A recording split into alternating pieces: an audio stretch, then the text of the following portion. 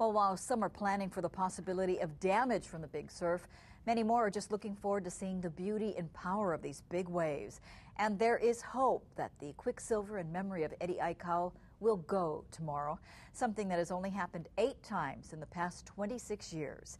KITV4 meteorologist Paul Drews has more on the preparations for the big waves. Paul? Well, Waimea Bay is normally a pretty quiet place to be at night, but right now, over the sound of pounding waves, there's also the sound of people getting ready for the contest if it is a go. And later, a decision could be made on whether the Eddie would be on.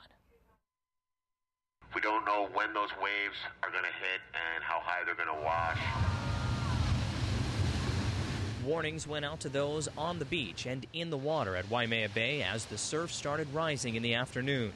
Big waves are a big draw to thousands, but they're also a big concern. People coming up to watch the waves are, wanting to get close to see it because it is spectacular.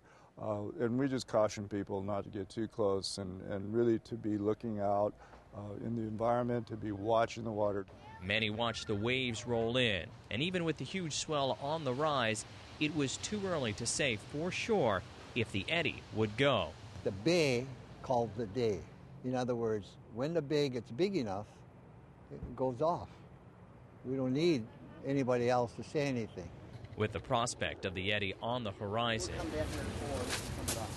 onshore crews were busy putting together judging towers, tents, and everything else needed for this contest that brings out the best big wave riders. While in the water, the prospect of big waves brought surfers to the lineup. But some say riding any size waves at Waimea is still special. That's real spiritual, because the valley is sacred, it's Waimea Valley. Especially when you had like a good Hawaiian surfer like Eddie Aikau surfing over here, so it's a real honor. Every time when I hop in the water, it'll be. The Eddie is more than just a surf contest. It's a tribute to a Hawaiian hero, Eddie Aikau.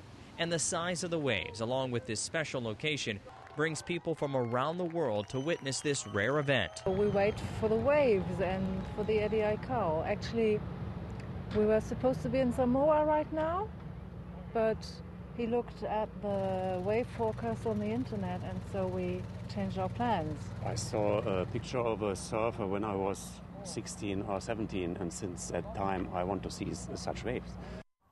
And because so many people want to see the huge surf and brave surfers, parking and traffic are always problems when the Eddie is on. And so the city has shut down the Waimea Bay parking lot if the contest is a go, and has already put up barriers along Kamehameha Highway to keep roadside parking from happening. So spectators are advised to ride the bus from nearby beach parks or take the shuttle from Turtle Bay, or bring a bike with you and bike to Waimea Bay. Back to you.